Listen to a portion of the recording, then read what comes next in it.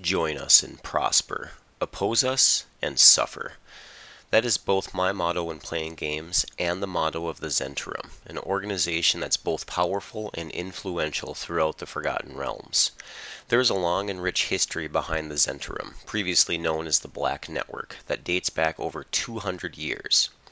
The Zhentarim was founded in 1261 DR by a powerful wizard named Manshun that resided in Zhentil Keep on the western border of the Moonsea where the river Tesh connects. In 1370 DR, Manshun was thought to have been killed by High Lord Fazul.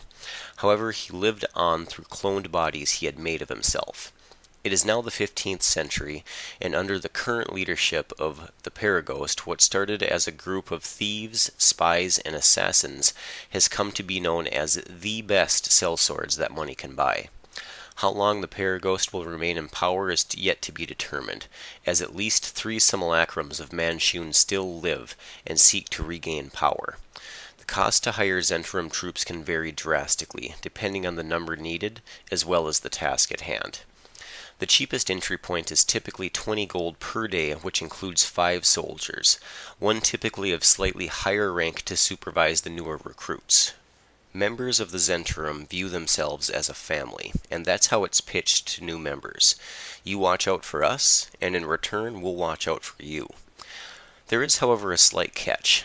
While the organization as a whole may have your back, let's say from outsiders and other factions, the greatest threat to a new member progressing through the ranks often comes from within the organization. After all, the more influence and power one has, the more there is to gain should they go missing. On the surface, many of their dealings and practices are completely legal. However, once you begin to peel back the layers and dig deeper into the organization, it's quickly revealed how truly sinister their true motives are. In summary, they seek to amass wealth, power, influence, and ultimately dominate over all. They seek to achieve this goal by monopolizing all goods and services in a given area, working tirelessly to drive out competing businesses, kind of like a medieval Walmart.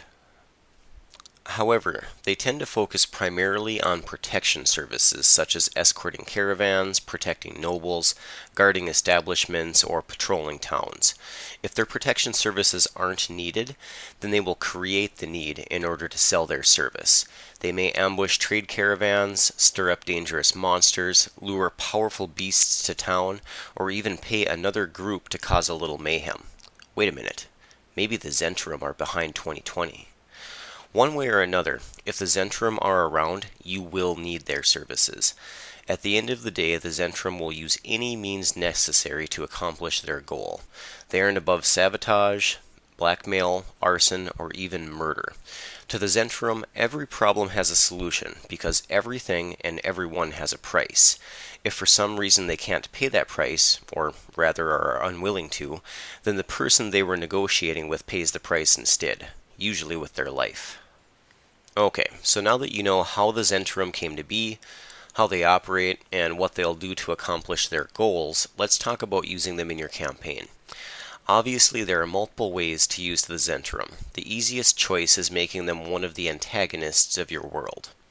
The Zhentarim are an evil organization at its core, and the higher-ups worship evil gods such as Bane and Cyric. This makes it very easy to craft a storyline around them being bad guys doing bad things.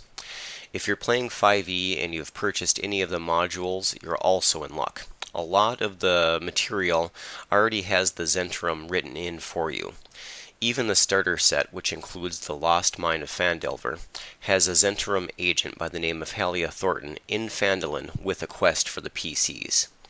The fun thing about the Zhentarim is they can also potentially be accidental protagonists.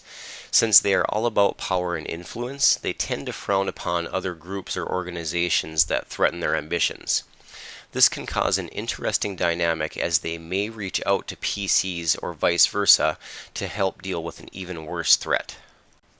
Now for some real fun. Let's talk about Zhentarim NPCs reaching out to your player characters to recruit them into the organization.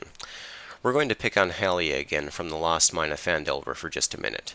When the PCs first meet her, she explains that the Red Brands are causing a bunch of problems for the town, and she's even willing to pay the PCs 100 gold pieces to eliminate their leader. What she doesn't tell them is that she's actually planning to take over the organization for herself. Now, obviously, you know your players and what kind of characters they're playing as well as their alignments. Should the party succeed and Halia thinks that certain members could be useful going forward, she may approach one or multiple of them and urge them to join the organization. It's actually very easy to join the Zhentarim if you know the right people. Typically, all it takes is a small quest or two to gain a little renown. Some cool quest ideas could be plundering or stealing a treasure hoard, powerful magical item or artifact, securing a lucrative business contract, spying on another faction, or whatever other cool ideas you can come up with. There can be numerous perks to joining an organization such as the Zhentarim. You get a cool title, have access to secret information, get to command troops, and so on. The perks can be pretty much anything that you want, but just like handing out treasure and magic items, try not to give your players anything game-breaking. I usually like to have the person that recruited them tell them that they should acquire a flying snake for sending messages between guild members, because after all, their banner is a flying snake. This can spin off into a fun little side quest, such as hunting one down in the Wood of Dark Trees, ordering one up from Schult for a very stiff price, or whatever other means you want to suggest. For titles, I'm actually going to refer you to the Dungeon Master's Guide on page 22. This has faction rank examples for the Harpers, Order of the Gauntlet, Emerald Enclave, Lord's Alliance, and the Zhentarim. At Renown 1, you get, or the players rather, get a title of Fang. At Renown 3, it's Wolf. Renown 10 is Viper. Renown 25, R-Dragon. And at Renown 50, Dreadlord. PCs gain renown by advancing the Zhentarim's interest, which increases their renown by 1. If they complete a mission that was specifically assigned by a member, or which directly benefits the Zhentarim, then it increases by 2 instead. You can also check out page 129 of the Dungeon Master's Guide, which talks about gaining renown as a downtime activity. The reason that I specifically called out commanding troops is because there's a good video on ForgottenRealms.fandom.com under the Zhentarim that goes into great detail specifying the different ranks and troops that they can command. So make sure you check that out as well. Alright, Guiding Bolt fans, that's all I have for today. Don't forget to like, subscribe, and check back next week for our newest video. Let me know if you have any questions down below, and as always, thank you for watching, and until next time.